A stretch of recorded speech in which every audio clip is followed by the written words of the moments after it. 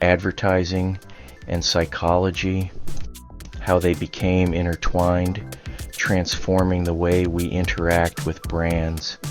Let's explore how psychology went from the outer limits to a driving force in science and advertising. Before psychology gained legitimacy, it was often dismissed as quackery.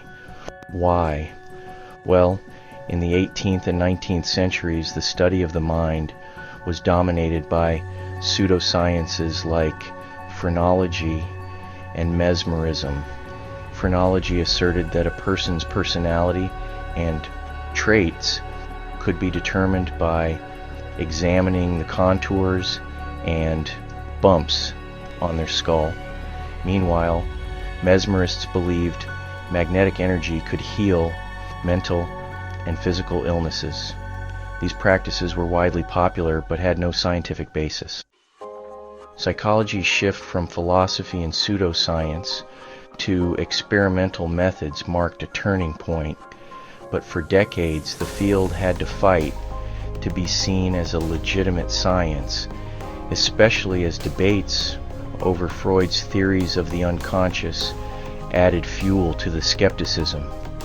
Over time, psychology proved itself through measurable results like intelligence testing, behaviorism, and eventually modern neuroscience.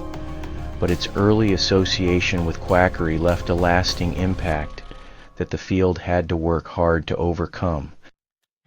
In the early 20th century, when advertising was shifting from simply describing a product to understanding why people make certain choices, psychologists like Walter Dill Scott and Edward Bernays, yes, the nephew of Sigmund Freud, helped advertisers tap into the power of emotions. As psychology advanced, advertisers started using concepts like conditioning, inspired by Ivan Pavlov. Pavlov's experiments showed that we could associate positive emotions with products, a powerful tool in advertising. This era led to ads that connected products with lifestyle aspirations and personal identity, making people feel good about what they bought. In the mid-20th century, psychologists like Ernest Dichter started focusing on consumer motivations, exploring the hidden desires that drive people to buy. By holding in-depth interviews, Dichter discovered that items like cars represented more than transportation. They symbolized status and freedom. Today, this psychological approach has evolved into neuromarketing, using technology to understand how consumers respond to ads on a biological level. But how did psychology itself become a respected science? The turning point came in 1879 when Wilhelm Wundt established the first experimental psychology lab. This was the start of a shift from philosophy to experimental science. Soon after, psychology began to gain respect in universities and among scientists.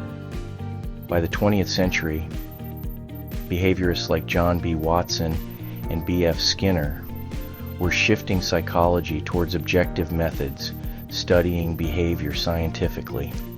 This approach brought psychology into education, business, and of course, advertising. Psychology's practical applications became widely accepted, especially during and after World War II, when psychological testing and mental health treatment were crucial. Today, psychology is fully established as a legitimate science, blending with neuroscience and technology to provide insights into everything from mental health to consumer behavior. With these advancements, psychology and advertising are now almost inseparable, creating ads that are targeted, personalized, and grounded in science.